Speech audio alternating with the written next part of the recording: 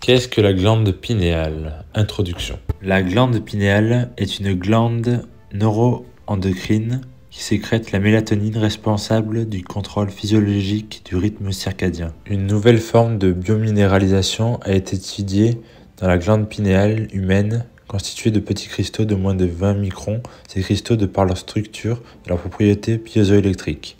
Tout d'abord, il faut les décomposer en deux parties, les piézoélectriques et les transducteurs. L'effet piézoélectrique se produit lorsqu'il y a une pression valable pour la création d'énergie électrique, par exemple. La glande pinéale contient des cristaux de calcite composés de calcium, de carbone et d'oxygène. Et en raison de sa structure, elle exprime cet effet comme une antenne. Je t'invite à regarder cette vidéo dans son intégralité. En attendant, n'hésite pas à mettre un like, à t'abonner et à commenter si tu en as l'envie. Merci à toi. La glande pinéale a la capacité de s'activer électriquement et de générer des champs électromagnétiques capables de capter des informations, tout comme une antenne qui émet un rythme ou une fréquence d'énergie. Entre autres, la glande pinéale reçoit des informations véhiculées par des champs électromagnétiques invisibles. Toutes les fréquences sont porteuses d'informations. Une fois que l'antenne a capté le signal d'un champ électromagnétique, il doit y avoir un moyen de convertir et d'encoder ce signal. C'est ce que fait un transducteur, d'ailleurs. Un transducteur est tout ce qui reçoit un signal, parfois sous forme d'énergie. Il suffit de regarder autour de vous, d'ailleurs. Par exemple, la pièce dans laquelle vous êtes assis, télé, radio et Wi-Fi, par exemple, est remplie d'ondes électromagnétiques. Vous ne pouvez pas les voir avec vos yeux, mais elles sont tout de même présentes invisiblement. Lorsque tu écoutes une station FM sur la radio par exemple, elle dégage des ondes électromagnétiques spécifiques liées à une fréquence d'onde qui représente la musique avec laquelle vous écoutez dans vos oreilles. Du coup, la glande pinéale est un transducteur neuroendocrinien capable de recevoir et de convertir des signaux dans le cerveau. Du coup, elle peut capter des fréquences supérieures à notre réalité tridimensionnelle spatio-temporelle basée sur les sens.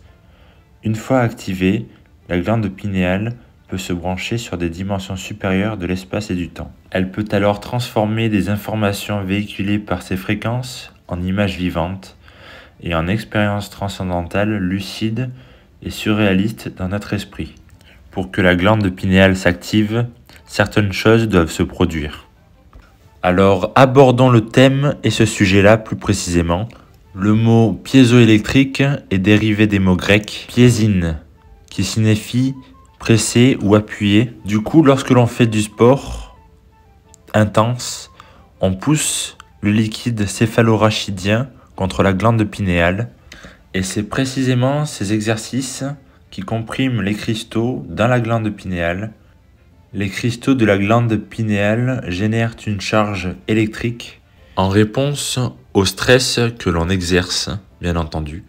Ce qui signifie que le stress permet d'évoluer, surtout s'il est en petite quantité.